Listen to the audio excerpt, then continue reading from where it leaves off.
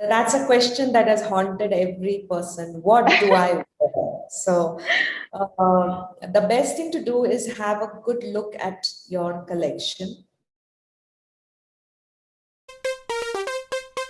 From the Garden State, New Jersey, from one mom to another, it's time for Mom's Talk. Here's Avni. Welcome, Supermoms, to another episode of Mom's Talk.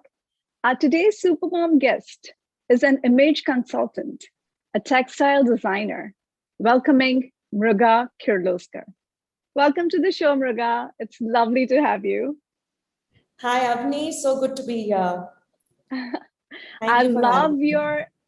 absolutely love the color of your outfit and your outfit.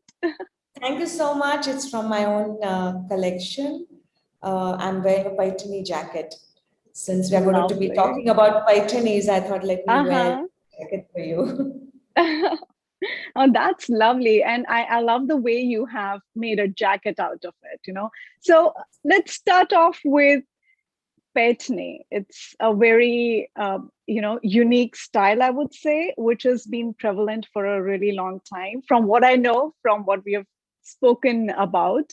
So what is this? Where did this originate from, Mruga? You will be surprised to know that this form of weaving, this textile is so ancient that there are records of it dating back to almost 2000 years. Wow. And it just goes to show that how advanced the textile and the handloom industry has been in India.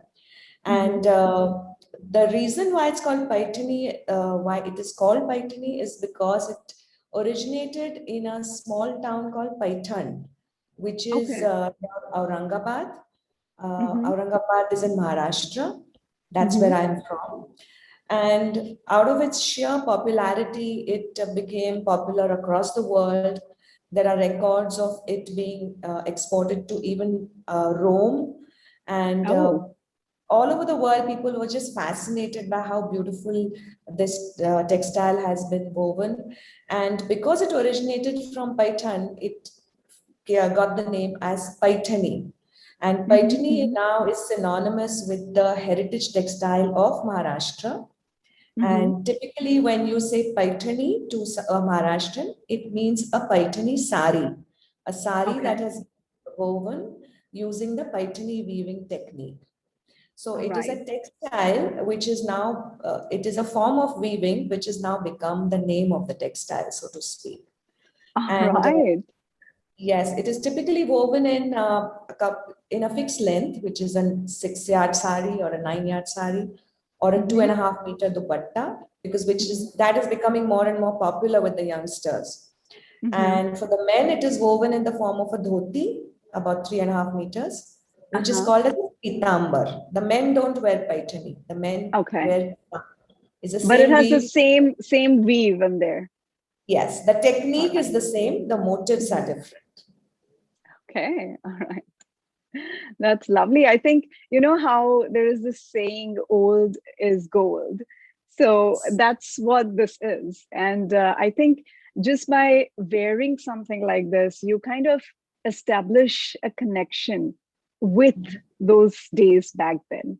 So I love that fact. But how did you come up with, with this concept, or even the thought of that you want to include this kind of an ancient art into textiles, and what actually attracted you? Yes, so clothes has been my passion since I was growing up. As a child, I remember making clothes for my dolls out of scraps of fabrics. And by the time I was 15, I was making my own clothes. I was able to cut and stitch my own clothes.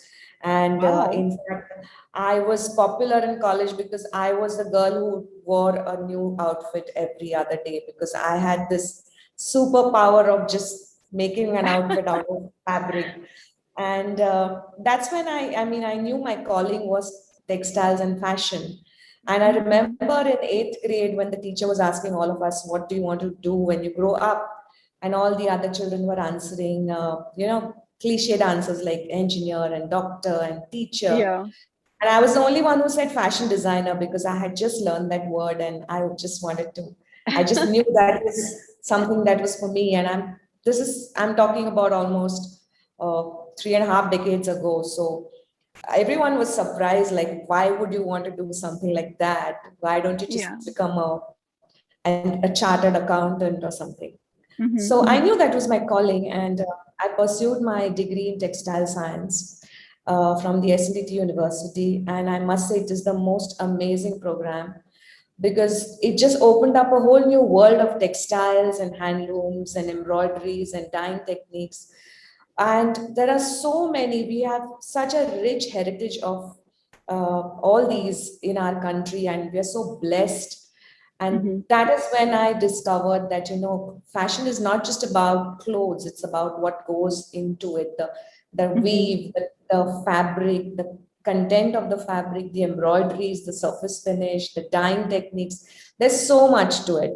Since we're talking about image management, how has this image management course or your thought towards this image changed you as a person or impacted your life? Okay.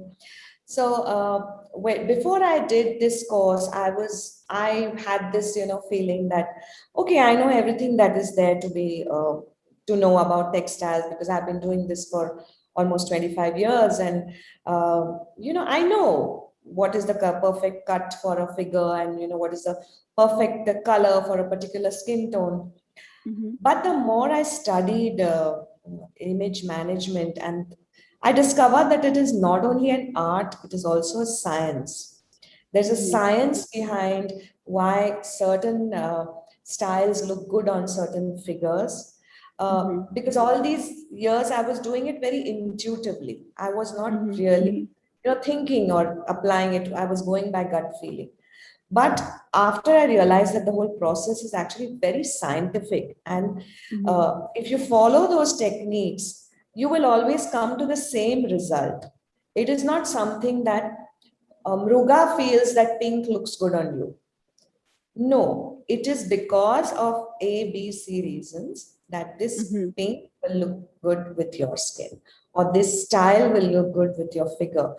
Mm-hmm. These clothes will go well with your lifestyle or with Mm-hmm. your age. So for me, it was an eye opener and a very humbling moment. Like, I thought I know everything, but actually there was so much more to learn. So it was Mm-hmm. a very, very nice, beautiful experience. And these are tools that I like to call them tools which empower a person. Mm-hmm. The minute you know that this is my style and this is me, it's a very powerful feeling. You don't get affected by somebody judging your figure or your shape of your nose or, Mm-hmm. your choices of fashion. You just know that it works for you, and it works because then you always end up feeling confident. You end up always looking good no matter what the Mm-hmm. occasion. And it's such a great booster for your morale. And these days there are people facing so many issues about body images, and Yeah. you grow up listening to you're too dark or you're too short or you're too fat or Mm-hmm. you can't do this.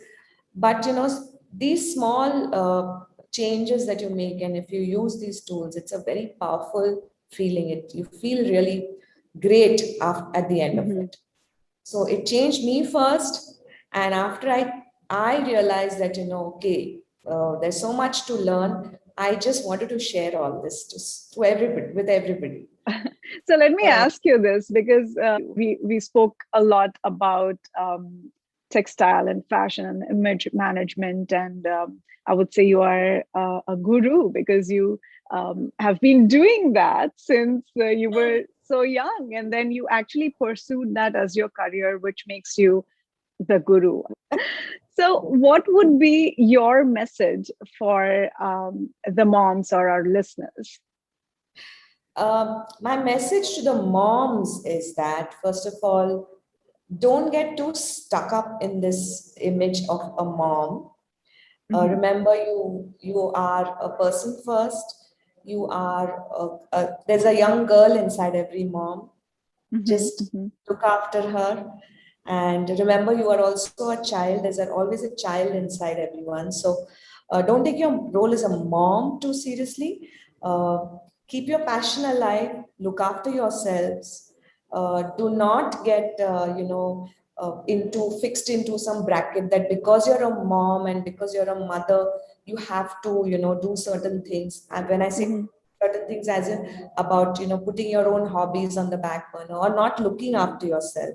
There are some moms, especially in India, who feel, oh, I'm a mom now, who's going to look at me? It's okay if, I don't do my nails. It's okay if I don't do my hair. And, my first priority is my child. Yes, your first priority is your child, but do look after your health, do look after yourselves and pamper yourselves, allow yourselves to be pampered and keep some passion in you alive. That is my message to everyone, because passion is something that no one can take away from you. It is unique to you, and you have to own it no matter what anybody says. It could be any passion, but just follow it, make time for it, give it that much respect. Don't allow others to disrespect your passions, your hobbies. And that will actually create a role model for your children, because That your is children so are true. watching you. You're watching you, they're observing. And looking after yourself does not mean you're being selfish. It does not mean that you're ignoring your children. In fact, if you are happy and if you are confident, your children are going to be happier. They have a great role model. So that's my That is message to so all. true. Beautifully said, Mruga. And you rightly said that your children are looking at you.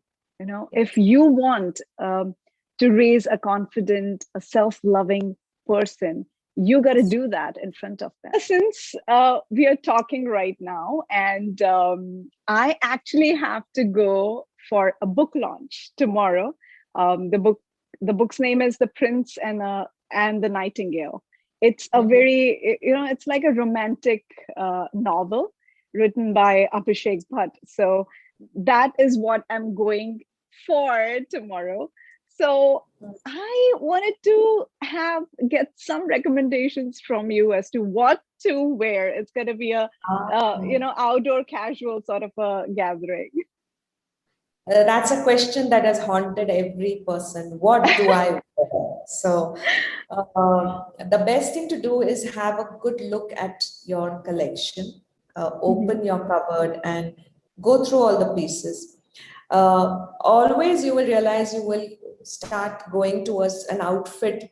Intuitively, you pick up an outfit because it just makes you feel like $1,000,000. It could, for whatever reason, it could be the color, it could be the fit, it could be the occasion you wear it for.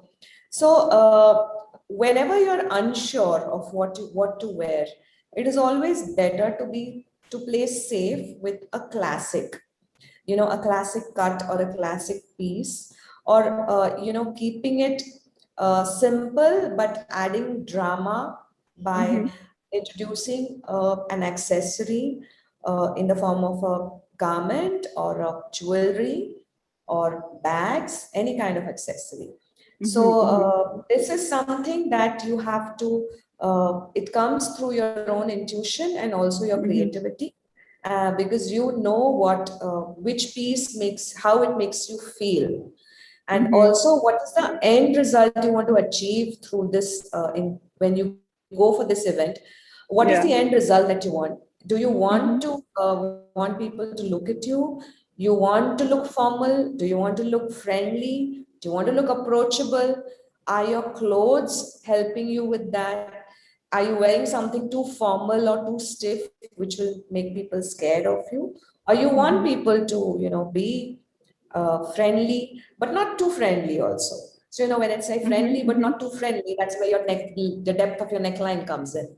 So, something like that. So that's what I would recommend, is go for something that is a classic, add a little bit of drama, keep the attention on one piece of your look. It could be the accessory, it could be your hair, it could be your makeup, it could be your earrings. Do not have the viewers' attentions going in all direction. Like, don't have Yeah. too many colors and too many accessories and, too much happening on Mm-hmm. your shoes, too much happening on your bag. Yeah. So, because the viewer gets distracted and they don't True. focus on the real you. Mm-hmm. If you want people to keep their attention on your face when you talk, Mm-hmm. then make sure that your face has the attention. Keep your accessories closer to your face. Have Mm-hmm. your makeup, maybe your makeup can highlight your mouth or your eyes. Mm-hmm. So these are tricks that you use because after all, it's an image. You have to create an illusion without, Mm-hmm. people putting people on the wrong track. Yeah. Yeah. And finally, look at yourself as a piece of art and how do you project? Use your, how it's like how you present. Maybe it could be your table decor, it could be a letter, it Mm-hmm. could be anything. So you Yeah. yourself are a piece of art, and how will you project it in the best possible way? So that's how, Beautiful. yeah, that's what I would suggest. Lovely. Thank you so much, Mruga. And I would, if all my listeners, that you can reach out to Mruga for all your Absolutely. all I'm your just questions, the big away. questions. Totally love to. Beautiful, Mruga. It was lovely, lovely talking to you once again. Such a pleasure having you on the show today. Thank you, Avni, for making me feel so comfortable. And I really enjoyed talking to you. Hi, this is Avni from Mom's Talk. Help me spread the word and join me on my mission of motivating other moms by sharing the video. Thank you for watching.